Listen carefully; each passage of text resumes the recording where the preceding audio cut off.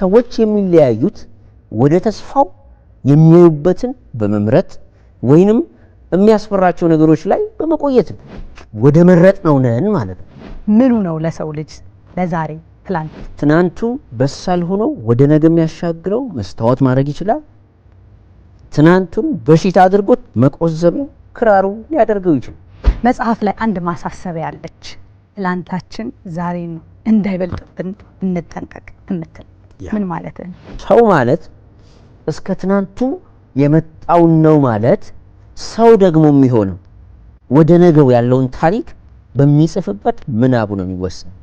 ሰውነት ነገን በምናቤ መመልከት ይችላል። ትዝታ በራሱ አስፈላጊ የሚሆንበት የምትጠቀምበት መንገድ አለው። ትዝታ መድኃኒት ይሆናል፣ ስታበዡ በሽታ ይሆናል።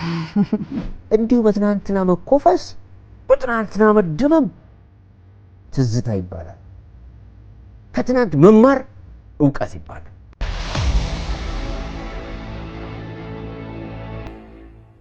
ቡርሃን እንኳን ደህና መጣ። እንኳን ደህና ቆየሽ። ደስ ብሎኛል እዚህ ስለተገኘ። ሃፒ አያምቱ። በጣም ጥሩ። ዛሬ እንግዲህ በተለይ መጽሐፎችህ ላይ ስለምታነሳቸው ሀሳቦች በደንብ እንነጋገራለን። ሀገርን በትልቁ የሚያስብ ነው፣ ስለ ሀገር ብዙ የሚሰለሰል ነው፣ መፍትሄዎቹን የሚሰጥ ነው። ከዚህ በፊትም አሁንም የምንነጋገርባቸው መጽሐፍቶች ከሰው ጀምረው መዳረሻቸውን ወደ ሀገር ያደርጋሉ።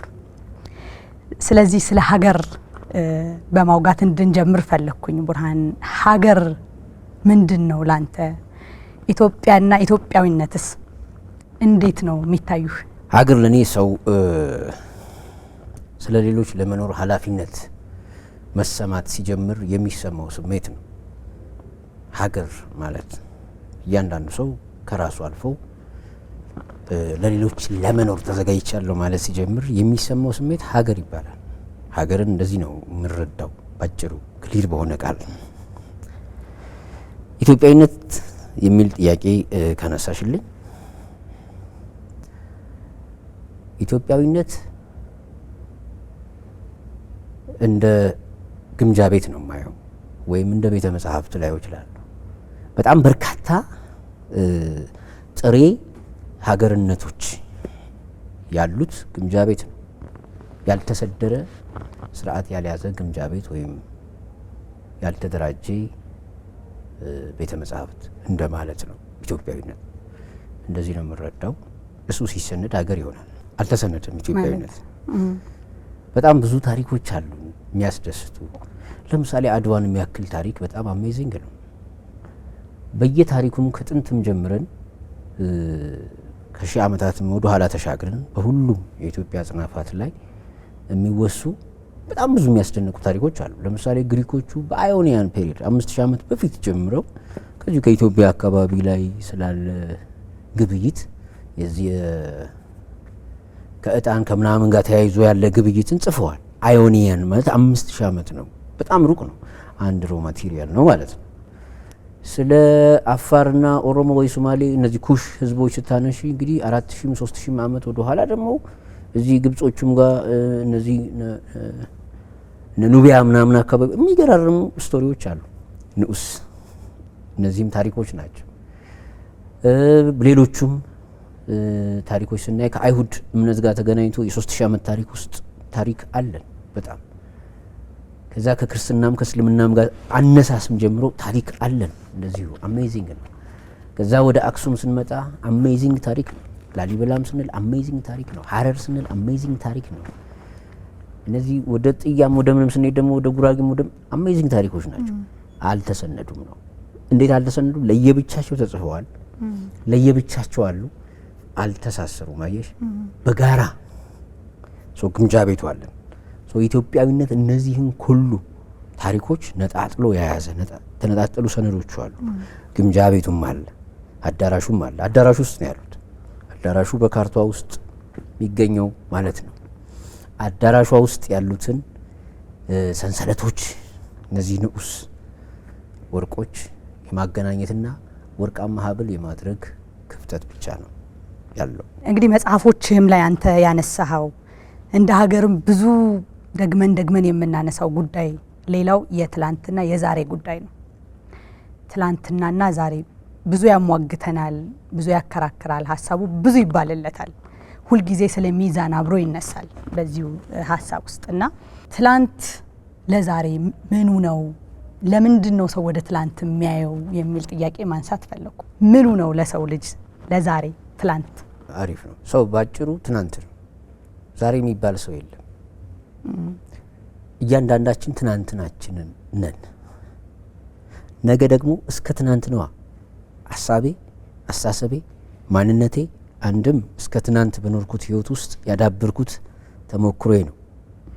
ምን ልምድ ከልጅነት ጀምሮ ትምህርት ቤት ስማር ሳድግ ምናምን የሆኑ ተሞክሮዎችን፣ ልምምዶችን፣ ግንዛቤዎችን እያስኩኝ ቆይቻለሁ። ሁለት እንደ ሀገር ከወሰድኩት ታሪክን እያጠናሁ እስከ ትናንት ባለው ታሪክ እስከ ትናንት ያለ ክስተት ነው። ስለዚህ እስከ ትናንታችን ምን እንመስላለን ስንል እስከ ትናንታችን የሆነው እኛ ዛሬን ነው። ዛሬ የምንኖረው የምንገነባው ነው። ነገ እስኪመጣ ድረስ ዛሬ እኔ አይደለሁ። ምክንያቱም ገና የምሰራው ነገር ነው። አይሹ አንድ ምግብ ዛሬ ላይ ትሰሪዋለሽ። ስትሰሪው እየሰራሽው ስለሆነ ምግብ አይደለም።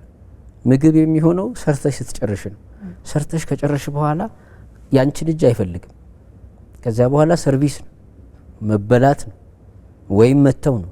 ሲተው ይበላሻል። ሲበላ እንዳበላሉ እየቀመሽው ጨዋማ ነው፣ ጥሩ ነው፣ መጥፎ ነው ስትቀምሽው ታውቂዋለሽ። እኛም እስከ ትናንት ባለው ማንነታችን ነው ዛሬ እየቀመስ ነው ወይ መሮናል ወይ ጣፍጦናል እያየን ያለነው ነገር ነው።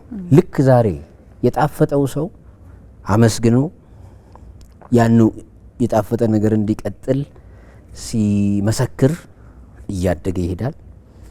አልጣፈጠኝም ብሎም ደግሞ የሚሰጠው አመላለስ ሰሪውን ስሜት ሊሰብር ይችላል ወይም ሊያስተምር ይችላል። አመላለሱም ኢምፓክት አለው እና ሰው ማለት እስከ ትናንት ያለው ቆይታው ዛሬ የሚባል እኔ የለም።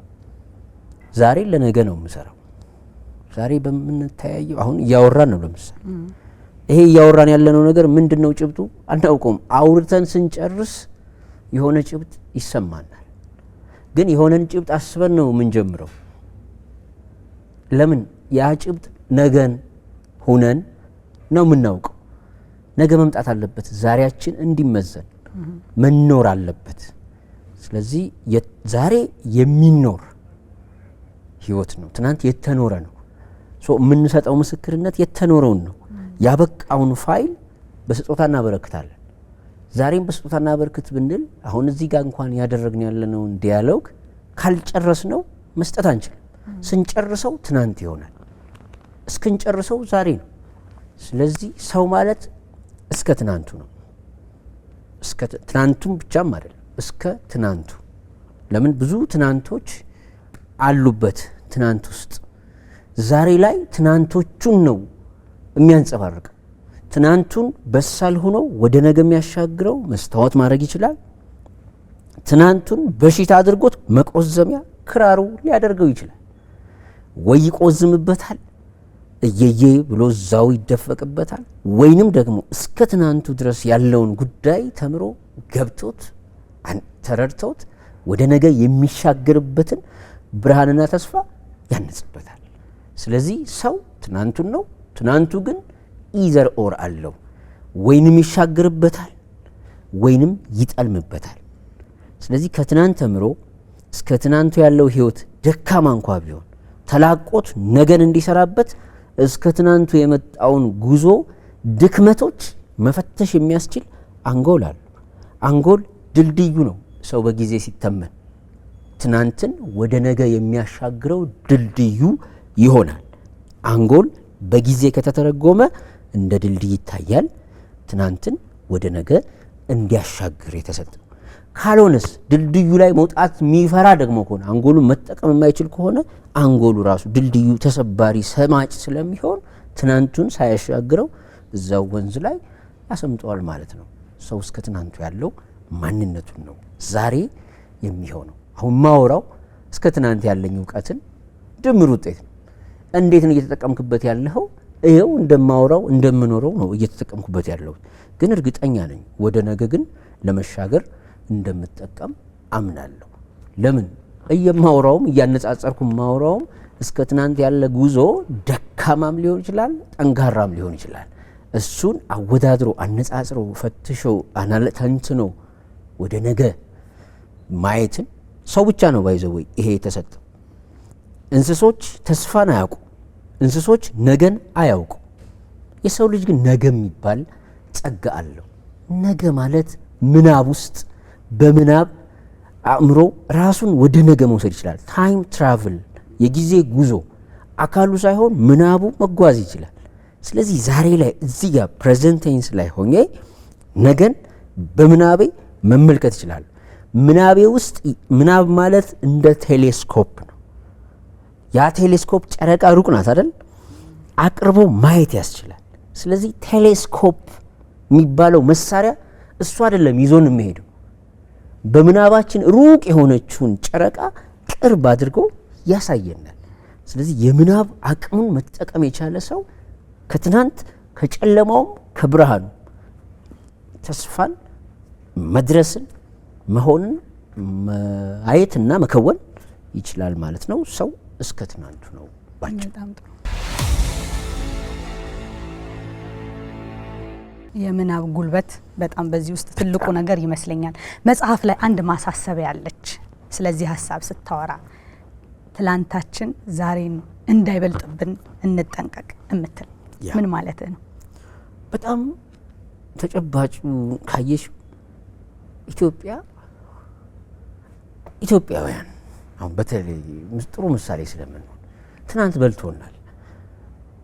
አሁን ሁልጊዜ የምናፍቀው የሆነ ነገር የትናንትን ነገር ለማክበር ነው ወይ ደግሞ የትናንትን ነገር ለመዘከር ነው እና ትናንት ሰው እስከ ትናንቱ ነው ማለት እስከ ትናንቱ ከሆነ ዛሬ ደግሞ ሌላ ትናንት የሚሆን ቀን ስለሚሆን አየሹ ዛሬን እስከ ትናንቱ ሰው እስከ ትናንቱ ነው እምትልዋን አስምሮ ዛሬስ ለሚለው ጉዳይ እስከ ትናንት የመጣውን ማንነት በልጦ እንዲገኝ እስከ ትናንቱ ያለውን ህይወት ማየት ይጠቅመዋል። ስለዚህ ታሪክን ማየት ለምን ይጠቅማል ስንልም ታሪክ እስከ ትናንት ያለ ክስተት ከሆነ እስከ ትናንት በተመጣ ጉዞ ውስጥ ሁሉን ተረዳን፣ ጠንካራውንም ደካማውንም አወቅን። ዛሬ ከትናንት ተሽሎ መገኘትን ማስተዋል ማደግ ነው። ግን ትናንቱ የተሻለ የሆነበት ሰው በሁለት ምሳሌ ማየት ይቻላል። አንድ እንደ ግለሰብ ትናንት የተሻለ ክብር፣ የተሻለ ሀብት፣ የተሻለ ስኬት ያለው ሰው ይሆናል ሰውየው። ዛሬ ከስሮ ከሆነ ወድቋል እኮ። ትናንት እኮ እኔ በጣም ሀብታም ነበርኩኝ ገሌን ስጋብዘው ነበር የሚል ብዙ ሰው በየሰፈሩ እናያለን። አንተ አይገርምም ይሄ ሰውዬ ዛሬ ባለጸጋ ሆኖ እኔ እኮ ነበርኩ ቡና መጋብዘው ብሎ የሚያወራ ሰው ሲሆን ኮሰሳየሽ ወደቀ። ይህ አሁን ጥልመት ነው። ይህ በጣም መሟሟት ነው፣ መክሰም ነው፣ መጠውለግ ነው፣ መዳክሸቅ ነው፣ መደክረት ነው፣ መሞት ነው። ሁለት ሞት አለ። አንዱ የህይወት ሞት ነው፣ የስጋ ሞት በጣም ጤነኛ ሞት ነው። ከዚህ በላይ ሞት የለም። ሁለት በታሪክ ቋንቋ ደግሞ ስናይ ሁሌ የምናፍቀው አድዋን ለማክበር ከሆነ we are dead። አሁን ኤአይ ዘመን ላይ ነው ያለነው። ባንካሴ ነው የተዋጋ ነው። እሺ ባንካሴ ዘመን በልጠናል፣ በኤአይ ዘመን ሞተናል። ማለትም ትናንት በለጠን ነው። ለኢትዮጵያዊ አሁን ላይ ትናንት በልጦናል። ፋክት ነው። ያማል። ከትናንት ካልተሻልኩኝ ትናንት ብሞት እሻል ነበር ማለት ነው ትርጉሙ። ሲምፕል አዛት። ስለዚህ የዛሬ መኖራችን ፋይዳ ምንድን ነው? ዛሬ ከትናንቴ ካልተሻልኩ ፕሮግረስ ከሌለኝ ስኬት ማለት ሰውነት ማለት የእርካብ ጉዞ ነው። መውጣት አለበት ሰውየው ወደ ላይ ወደ ላይ ወደ ላይ ጉዞ ነው፣ ግን ደረጃን መውጣት ነው። ወደ ተራራ የመውጣት ጉዞ ነው። መቆም የለውም። ስኬት ሂደት ነው እንጂ መድረስ ጫፍ ላይ መግባት አይደለም። ካየሽው ሰውየው ዲግሪ ለመያዝ ያስብና ዲግሪ ይዛል። ከዲግሪ በኋላስ ይሰለቻል እኮ። ማስተርስ ደግሞ ይላል ወይ ደግሞ የሆነች ሱቅ ለመክፈት ያስብና አምራች ይሆናል። ከዚያስ ይሰለ። እንደዚህ አይነት የህይወት ስኬት ማሰብ ከንቱ ነው። ሰው ማሰብ የለበትም። ሂደት ነው። ልፋቱ ራሱ ስኬት ነው። ማሰቡ ስኬት ነው። አይሹ ነገ የምፈልገውን እኔ ጥሬ ስጋ በጣም ነው የምወደው። ለምሳሌ ጥሬ ስጋ እጋብዝሃለሁ ብትኝ ነው የምደሰተው የማጣጥመው። ስጋውን መብላት መካኒካል ነው፣ ምክንያቱም ቀረበ ኦልሬዲ። ሳስበው ነው ዋው ብዬ ተስፋ አድርጌ ተዘጋጅቼ ኦን ታይም የምደውልልሽ ጥሬ ስጋ ስትይ ነው። አይሹ ሂደቱ ነው ደስታው ማለት ነው። ከትናንት ያነስን ትውልዶች መሆን የለብንም። በደንብ ማሰብ አለብን። እስከ ትናንት ታሪክን የምናውቀው ወይም ታሪክን የምናጠናበት ዋነኛ ዓላማ ታሪክ እስከ ትናንት ያለ ቆይታ አይደለም፣ ከታሪክ ለመማር ነው። ከታሪክ ለመማር ማለት እስከ ትናንት ካለ ህይወታችን ትምህርት ወስደን ለመሻል ነው። ለማነስ ከሆነ ለምን እናነበዋለን? why do we read a dead history? ታሪክ እኮ ያለቀ ክስተት ነው። ያለቀን ክስተት ለምንድን ነው የምናነበው? ለመማር ካልሆነ። ሰር ጆን ግላብ ሰዎች ከታሪክ የሚማሩ ትልቁ ትምህርት ከታሪክ አለመማር ነው ይላሉ። እውነቱን ነው። እሱን እንዳንሆን። በጣም ጥሩ እንዳልከው የሚያምረውም ትላንት እንዲቀጥል ዛሬ ከትላንት የተሻለ መሆኑ ግዴታ ነው። በጣም እንዳነሳው ነው። ካልሆነ በጣም ውብ ትላንቶቻችን ዛሬን ባለመምሰላችን ዛሬ ያለንበት ቦታ ትንሽ እንዳልከው ከዓለም ቀረት ስለሚል በጣም የተሻሉ የሚባሉት የሚያኮሩ የሚባሉት ትላንቶቻችንን እንኳን በልኩ መዘከር በእነሱ መዋብ ያልቻልንበት ምክንያት እንዳልከው ዛሬያችንን ያለማሸነፍ ትላንታችንን ያለመብለጡ መዳ ያመጣው ይመስለኛል። መጽሐፍ ውስጥ ይህንኑ ሀሳብ አስመልክተህ አንድ የምታነሳው ነገር አለ። እንዲህ ይላል መጽሐፍ ውስጥ ያለ ሀሳብ ነው። ያሳለፍነውን የምንተረጉምበት መንገድ ይላል አንዳችንን ከአንዳችን የሚለየን መስፈሪያ ነው ትላለህ። የምንለያይበት መስፈሪያ ነው። ስለዚህ ሰው ያለፈበትን ብቻ ያለመሆን፣ ምክንያቱም ሰው በባህሪው ልምዱ፣ ያደገበት ቤተሰብ፣ እየሰማ ያደገው ተረክ መምረጥ የማይችላቸው አንዳንድ የህይወት ክስተቶቹ የሚሰሩት እንደሆነ ይታመናል። ልምዱ የሚሰራው ነው። ቅድምም እንዳልከው ትላንቱንም ነው። እንደዛ አይነት ተፈጥሮ ስላለው የሰው ልጅ ግን ያንን ግን አንዱ ሰው ከአንዱ ሰው የሚተረጉምበት መንገድ ይለያያል ካልከን፣ ስለዚህ ሰው ያለፈበትን ብቻ ያለመሆን እድልም ወይም አቅምም አለው እያልከን ነው። በትክክል በጣም ጥሩ ነው የመረጥሽው። ራሱ የሚለያየን እሱ እስከ ትናንት ያለን ግንዛቤ ማለት ወይ እውቀታችን ነው ወይ ትዝታችን ነው አይደል? እሱን አንዳንዱ የቁዘማ ጫካ ያደርገዋል እና ይቆማል።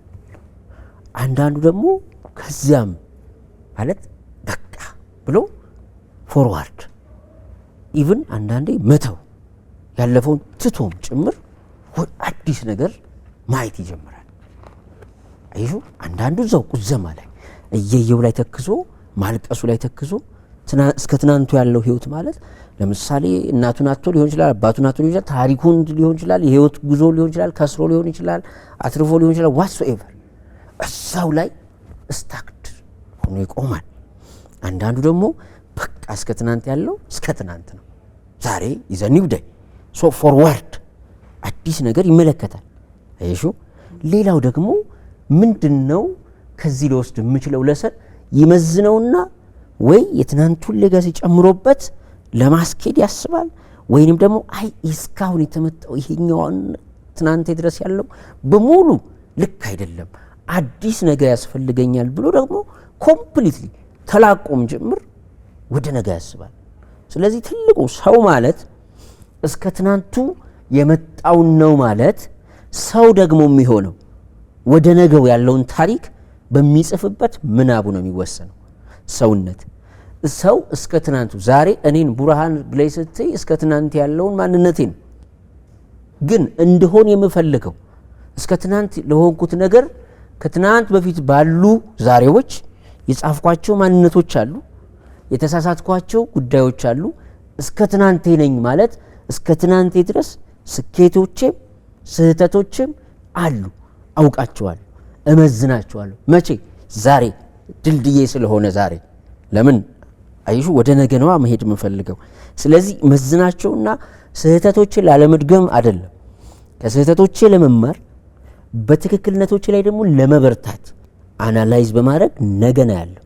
ተሳሳትኩኝ ብዬ ግን ስህተቴ ላይ አልቆዝምም።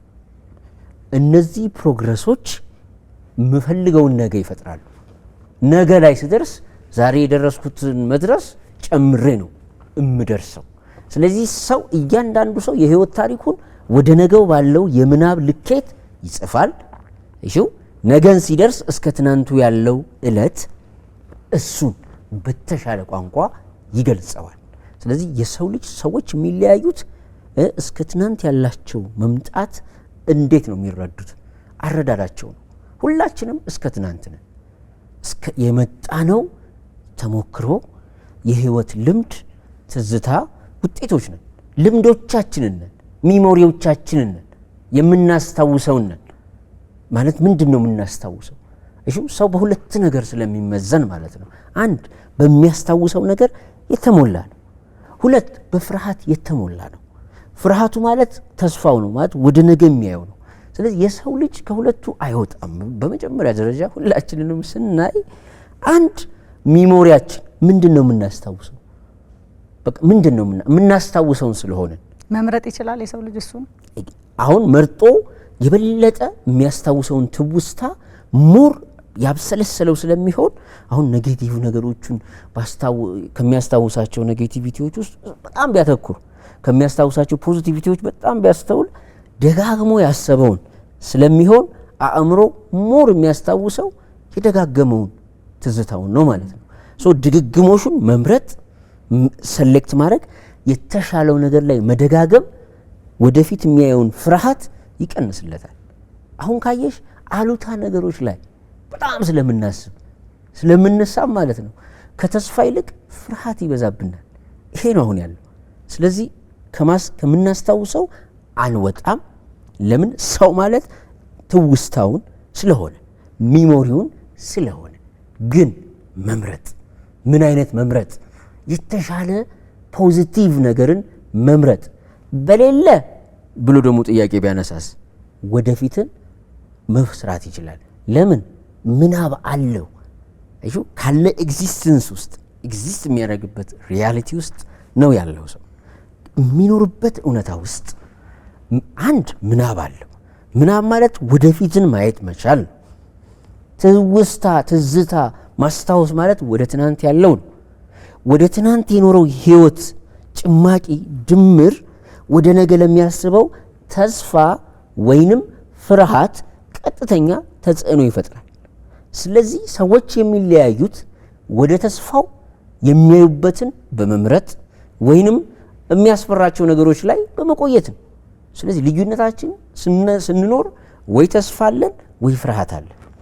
ወደ መረጥ ነው ነን ማለት ነው። በዚህ አንግል ሰዎች ይለያያሉ። ፋክቱ ይሄ።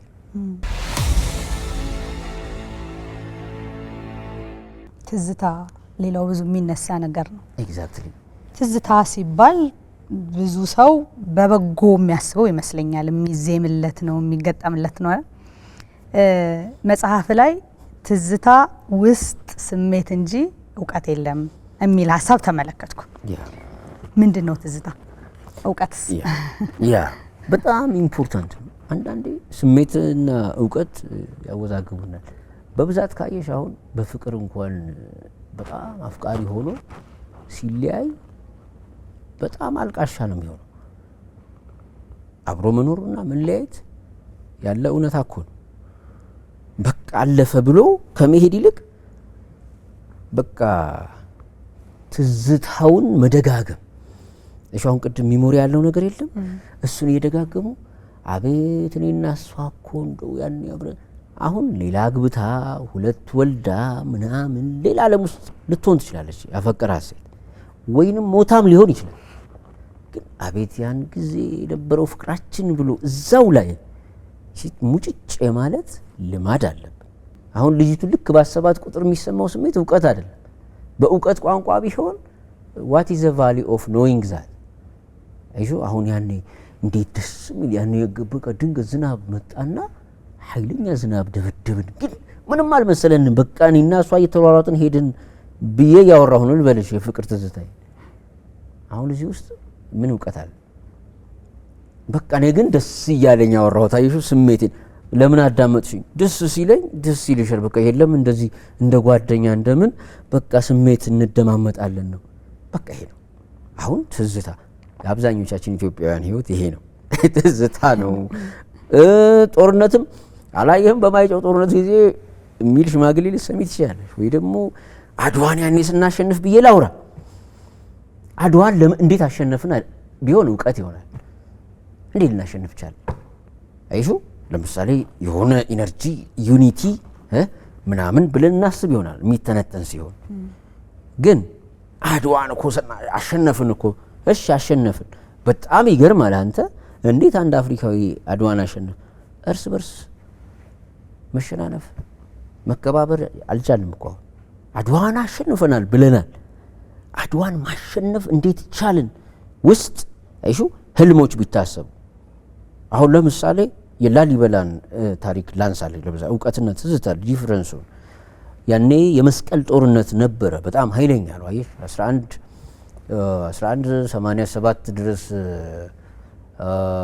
ሰላዲን የሚባለው ሰው እስኪያሸንፍ ቀድሞ ከ1099 ጀምሮ የጀሩሳሌም ውስጥ ኃይለኛ የሆነ የመስቀል ጦርነት ነው የተከናወነው። እና ያኔ እሺ ለላሊበላም ጽሁፍ ሲጻፍ ከእንግሊዝ ነው ደብዳቤ የተጻፈውና ሰራዊት እንዲልክ ነው። እንግዲህ የክርስቲያን ሀገር ስለሆነች ነው ኢትዮጵያ። ይህ እዛ እስላሞቹን ለመውጋት ሰራዊት ላክ ነው የተባለው፣ ቃል በቃል ነው። ግን ይሄ ጦርነታችሁ የሃይማኖት ጦርነት አይደለም ነው ያለው ላሊበላ። ይሄ የፖለቲካ የራሳችሁ ጦርነት ስለሆነ እንዲያውም ኢየሩሳሌም እንደዛ ካረጋችኋት፣ የደም መሬት ካረጋችኋት፣ አይ የኢኮኖሚ የምናምን የጥቅመኝነት የፖለቲካ ካረጋችኋት፣ ቅድስናዋን ካረከሳችሁት እኔ በኢትዮጵያ ምድር ዳግማዊት ኢየሩሳሌምን እሰራለሁ። this is vision, this is dream። አሁን ናሽናል ድሪም ለኔ ለምሳሌ ብትጠየቅ ይሄ ናሽናል ድሪም ነው። አየሽ ኦልተርናቲቭ ነው የሰራው። ይሄው 800 ምናምን አመት ላሊበላ እንደ ሀገርም የገቢ ምንጭም ነው፣ የእምነትም ናሽናል ሲምቦል 800 years። አይሹ አሁን ስለ ላሊበላ ልክ እንደዚህ ስታወሪ ምን ይሆነ መሰለሽ ታሪክ ራሱ እዛ ጋር አሁን ትዝታ ብቻ ሳይሆን እውቀት፣ ናሽናል ቲንኪንግ፣ ናሽናል ቪዥን፣ ኢንተርናሽናል ኩዌስችን ውስጥ ዛሬ የሃይማኖት ልዩነት የምናምን ልዩነት ታያለሻ።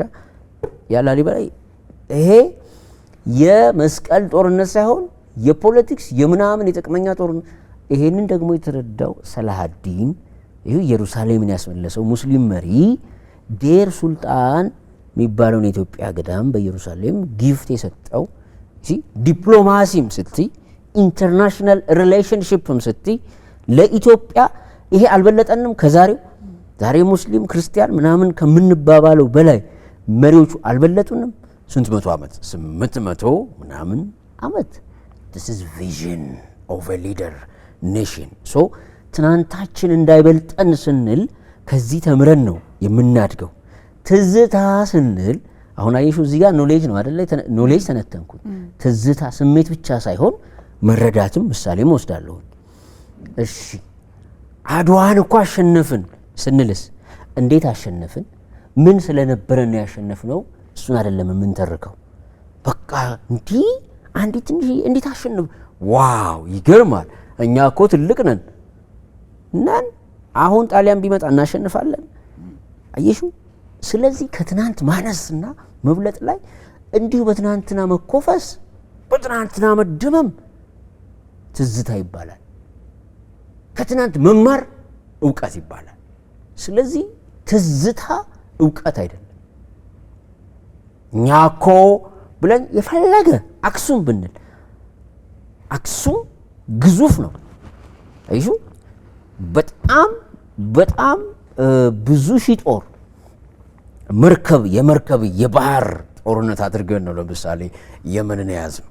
አየሹ አሁን ትዝታ እንዳይሆንብን አንተ በመርከብ ያንን ያሸንፍነው ያ ባዛንታይን ሳሲኒድ ኢምፓየር ነበረ፣ ስትሮንግሆል አሸንፈናል። ሂሚያር የጁዳይስት መንግስት ነበረ ምናምን 525 አጼ ካሌብ መንግስት አሜዚንግ ነው። ገነስ ያንን ጀግንነት ማወደስ ዛሬ ምን ተማርበት? የምንማርበት ከሆነ እውቀት ይሆናል። እንዲሁ ዋው የምንልበት ስሜት ብቻ ከሆነ ግን ትዝታ ነው። ስለዚህ አሁን ትዝታና እውቀት እንደዚህ ከለያየ ነው ማለት ነው። ዊውለር ከተማርንበት አሁን ትናንት እኔ ፍቅረኛ ነበረችኝ እንዴት መሰለሽ ብዬ ለጠማውራ የሚያሳዝን ታሪክ ሊሆን ይችላል። ለዛ የህንድ ፊልም ምን ስንወድ ያደግ ነው ትዝታውን ይኖረዋል። ትዝታን መኖር ነው ችግሩ እንጂ ትዝታ በራሱ አስፈላጊ የሚሆንበት የምትጠቀምበት መንገድ አለው። አዎ ትዝታ መድኃኒት ይሆናል፣ ስታበዡ በሽታ ይሆናል። ለምሳሌ የሆነ ሰዓት ላይ ኢነርጂ ሊሆን ይችላል። እንዴት አሁን ለምሳሌ አፈቀረ ሰውየው አይደለ? ፍቅር እኮ እንደዛ ደስ ይላል። ዋይ ኖት ቱዴይ ዋይ ኖት ኤኒ ወርልድ ብዬ በማሰብ ውስጥ ኢነርጂ ካደረኩት ወይ ደግሞ የጀግንነት ጊዜ ይኖረኛል። ትናንትና ሰርቼ ተግቼ ያመጣሁት ሀብት ይኖራል። እሱን ሀብት እንዴ ዋይ ኖት ቱዴይ ብዬ ዛሬስ ብዬ ለቁጭትም ጭምር ተጠቅሜው የምፈጥርበት ኃይል ሳረገው መድኃኒት ይሆናል። ኖሃው አደረኩት ማለት ነው። ግን ዛሬ እንዴት ይደገማል ብለን እንዴት ደስ ይላል ብዬ መጭም ብዬ መተረክ ላይ ካቆምኩኝ እየተደጋገመ ሲሄድ በሽታ ይሆናል። ስለዚህ ለቁጭት ግብአት ካደረኩት መድኃኒት ይሆናል። ትዝታን ወደ እውቀት፣ ስሜትን ወደ እውቀትም ኢንተርፕሪት ማድረግ ይቻላል። እውቀት አይደለም ስሜት ብቻ ነው ያልኩት። በአብዛኛው ዘፈኖቻችንን እያቸው ለቅሶዎች የበዙት ናቸው። የኢትዮጵያ ዘፈን ቅላጼ ለዛ ይበዛዋል በጣም በቃ ምንም በጣም እንወዳቸውን ዘፈኖች ማየት እኮ ነው። የምናለቅስባቸው ዘፈኖች ናቸው በብዛት። የሆነ ተስፋና ኢነርጂ የሚሰጡትን አይደለም መስማት ነው ደጋግሞ። ምን ገሌ ዘፈን ብዬ ላመጣ እችላለሁ፣ ግን ጀነራሊ ለቅሶቻችን እያቸው በጣም ለቅሶና ዘፈናችን ተመሳሳይ። የምንወደው ዘፈን ከለቅሶቻችን ዜማ የሚመሳሰል ነው። ይህን ትራዲሽናሊ ለቅሶ ቤት አስለቃሾች የሚሉትን የለቅሶ ዜማና የምንወደውን የፍቅር ዜማ ማስተያየት። ከዛ ምን እንወስዳለን? ወደ ትናንትና በማንጎራጎር ላይ የተመሰረተ ልማድ አለን። አሁን ጥሩ ነገር ቢኖረውም ሳናበዛው ደግሞ ተስፋ ደግሞ በመስጠት አሁንኛ ዊ አር ኒው ጄኔሬሽንስ። ይሄ አዲስ ቀን ነው። ዊ አር ቱዴይ ዊ አር ያንግስተርስ። በኢትዮጵያ የማሰብ ታሪካችን ግማሽ ክፍለ ዘመን ነው ማለት ከ53 ምናምን ጀምሮ መጫጫ ተጀመረ ምናምን። ከዛ በፊት አስበን አይደለም፣ ልማድ ነው የመራን። አልፎ አልፎ እንደ ዘርዓ ያዕቆብ አይነት ትልልቅ ፈላስፎች የምናገኝም አጥፍተናቸዋል። እንደነ ጓለ ገብረ ዮሐንስ ያሉትን ድንቅ ካሪክለም መስራች የሞራል ካሪክለም ሰሪዎችን አልተከተልናቸውም። ወደ ኋላም ነጠብጣብ ነው የምናገኘው። ይሄንን ደግሞ ስናምን ማለት ማጣጣል አይደለም። ቅድም አንስቻለሁ መነሻ ላይ ማለት መነሻችን ላይ ያለው ማሰብ ነው። የኢትዮጵያ እንደ ሀገር ኢትዮጵያዊነት ግምጃ ቤት ውስጥ ያለ ያልተሰነደ ስብስብ ነው። መሰነድ ይፈልጋል። ብጥስጣሾቹን መገመድ ይፈልጋል። ስንገምዳቸው ትልቅ ሀገር ነው የሚሆነው። ካልሆነስ ብጥስጣሽ ነው። ከ50ዎቹ ምናምን ጀምሮ ትንሽ የአብዮት ጽሁፍ መጽሐፍ ተጀመረ። የሆነ ግጥም መጽሐፍ እነ ዮሐንስ አድማሱ ተነሱ። አየሽ እነ ገሞራው ተነሱ። የሆነ የካቲት መጽሔት ተነሳ። ፍቅር እስከ መቃብር፣ አደፍርስ ምናምን በአንድ በኩል መጡ ሊትሬቸሮች ሲክስቲ። ከዛ በፊት አርአያ፣ ጦቢያ ወዘተረፈ እነዚህ የምታያቸው እነ ገብረ ሕይወት ምናምን ጥሩ መናነሻዎች አሉ ጥቃቅን ሆነው ግን ኮንቲኒቲ ባለው።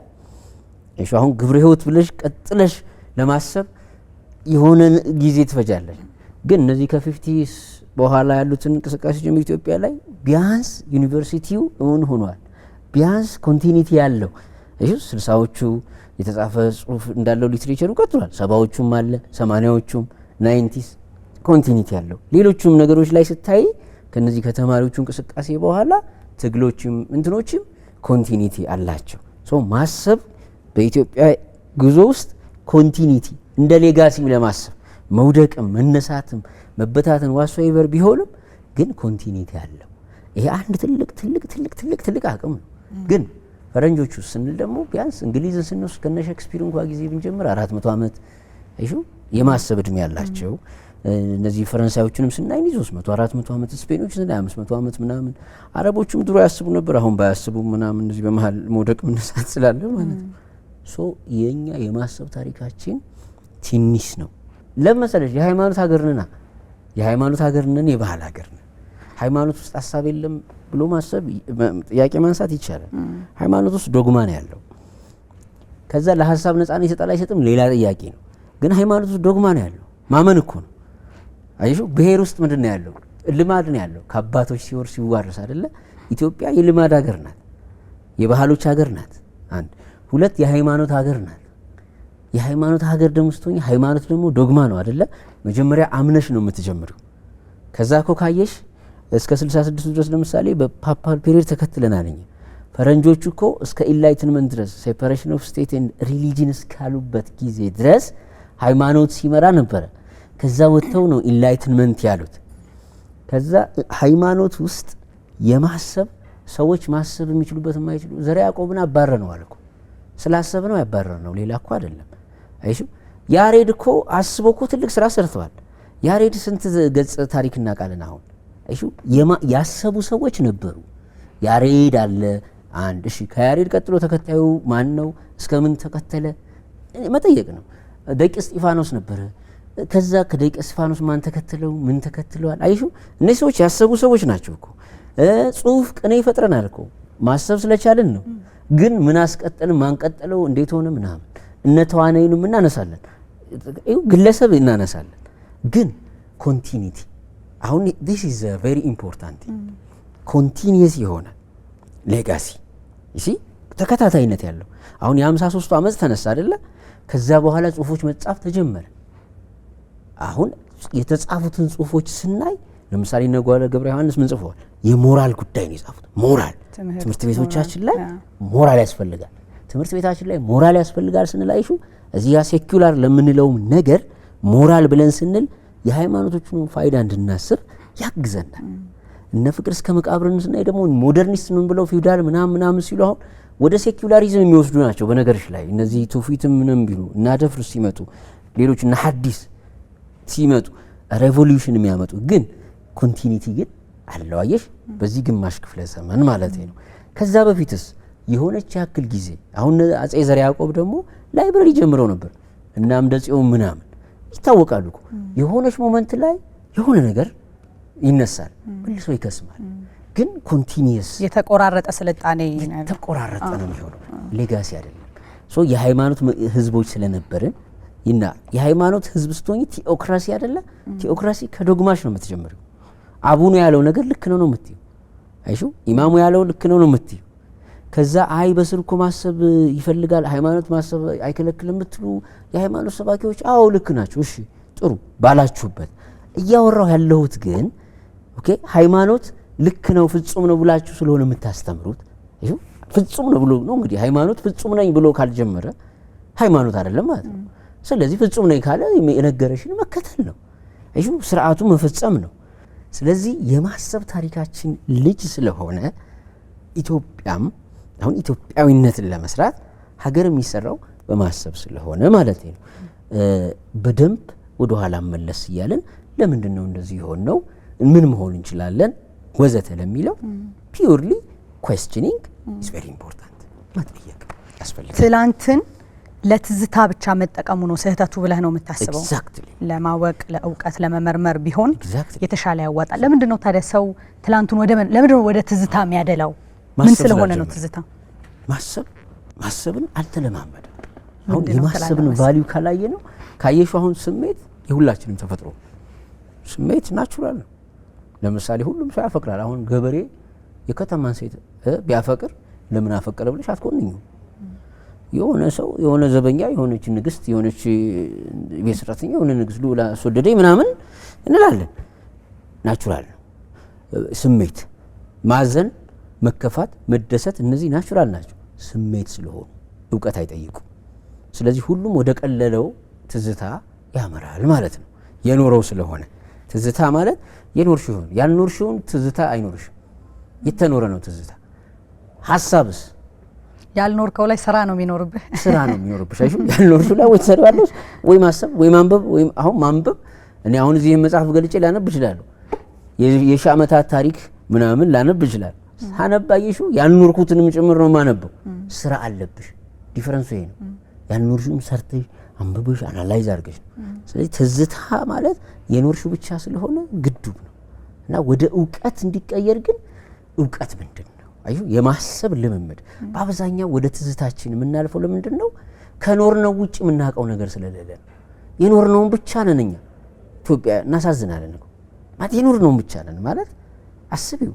ከሰፈር የሄድሽባት ከተማ አይሹ በቃ ከጓዳ እስከ ሳሎማ የተማርሽበት ትምህርት ቤት ምናምን ዓለም ሰፊ አይደለም። ሶ ትዝታ ማለት የኖርነው ብቻ ስለሆነ ነው። ኢትዮጵያውያንም ለትዝታ እየተዘነበልን ያለ ነው። ከኖርነው ውጪ ያነበብነው ያሰብነው የዓለምን ስፋት ያየንበት እድልና አጋጣሚ የለም። ለዚያ ነው ትዝታ ብቻ ይሆን ህይወታችን ወደ እውቀት፣ ወደ ሀሳብ፣ ወደ ሰውነት ይቀየርም ነው። ሰው ሜሞሪ ያለው ተስፋ አለው። እሺ ነገም አለው። ነገው በማሰብ በምናቡ ልክ የሚሰራው ነው። እንዲህ መለየት አለበት ባይ። በጣም ጥሩ ትልቁ መልእክት ይመስለኛል። ትላንታችን ይሰራናል አለው እኛነታችን ውስጥ ዛሬ ጀምሩ ብንባል የምንቀጥለው ብቻውን ህይወት ስለሌለ ያስፈልገናል። ግን እንዳይበልጥብን ዛሬን የሚለው ግን ትልቁ ማስመሪያ እሱ ይመስለኛል። ደጋግመህም የምታነሳው ነገር እሱ ስለሆነ በጣም ጥሩ። ተመልካቾቻችን እየተነጋገርን ያለነው ስለ ሀገር፣ ስለ ሰው፣ ስለ ስሜት፣ ስለ እውቀት ነው። 2 መጽሐፍትን መነሻ አድርገን በርካታ መጽሐፍትን አበርክቷል እንግዳችን። ደራሲ ጸሐፊ ነው፣ ፈላስፋ ነው። ቡርሃን አብሮን ነው ያለው። መጽሐፎቹ ላይ የተነሱ ሀሳቦችን እያነሳን ነው ንግግር እያደረግን የምንገኘው። እንቀጥላለን። አሁንም ከኛ ጋር እንድትቆዩ እንጋብዛለን።